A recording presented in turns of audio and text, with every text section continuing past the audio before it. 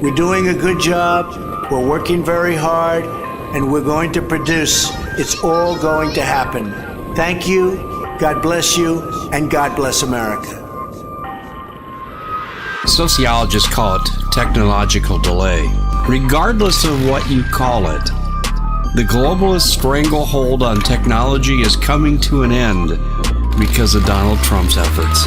We've recently discovered some paths that are essentially heat maps constructed from fitness data from the popular Fitbit fitness tracker that amazingly people going to these unknown secret bases. Their development of alternative physics technology, stuff that is still secret, some of which has made its way into either the United States or secret bases in Antarctica, advanced UFO technology, and the establishment of the underground, ruling the world from the shadows. Everything the world thought we knew could be shaken to its core. But I'll go back out for now because I want to go to Antarctica. Those are actually GPS trails, and it shows everything. You can zoom in on these towns, and anywhere where people are going, you see these. You can see how they're getting to Antarctica.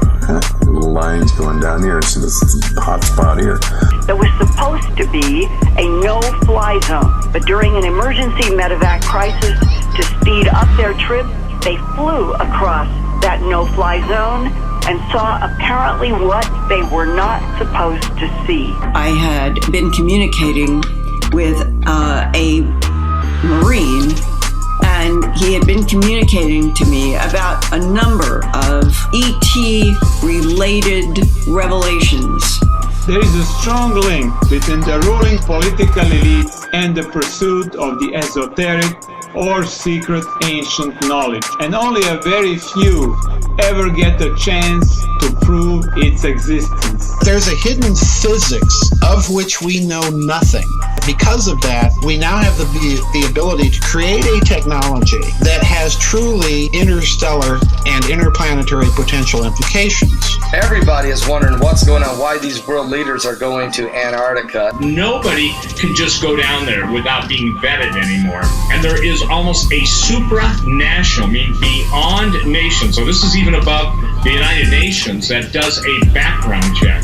I've talked to people that have been beneath the ice. They talk about a tropical paradise. Obviously, you're in the southern hemisphere, and southern hemisphere is the best place to observe and has been for the last decade Planet X. Why do we have to go all the way down there to test our military equipment to see how it would function in Arctic conditions? We've got Alaska for that. We don't need to outfit an expensive military and naval expedition to the other hemisphere to do this. Trump is actively and openly talking about suppressed technologies, and they cover the whole gamut from military weapon systems to health breakthroughs to what's going on in space. How far out have we gone?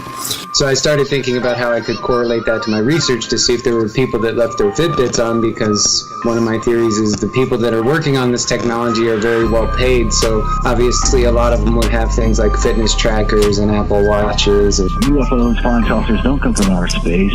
They were built by the Germans during the Second World War.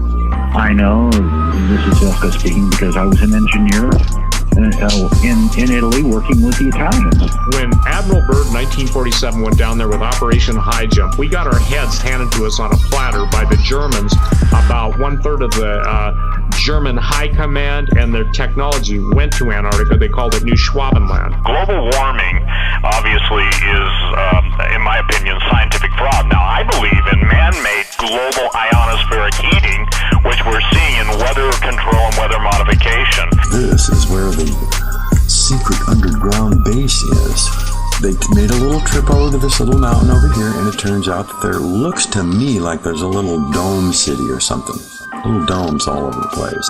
A huge hole in the ice that looked like it was an entrance to an underground installation.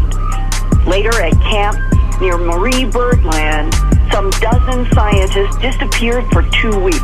Secrets that he and a team of special forces were involved with. He would call and say, you're tapped, I'm only going to speak for, and it would be like 30 seconds or a minute, and then hang up. And I understood why, and that was what we were doing.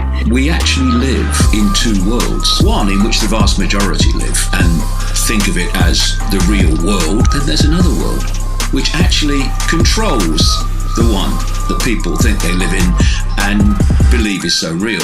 Every indication, yes, is there that they've got something that they have not released publicly. The power elite has known this ever since the days of Tesla. And the problem that they had then was a proliferation problem. And he said, when I was in Antarctica, and they were there for, I think, 6 weeks. He said we were allowed to go to some places, but we were allowed only to go to the places that they said we could go to.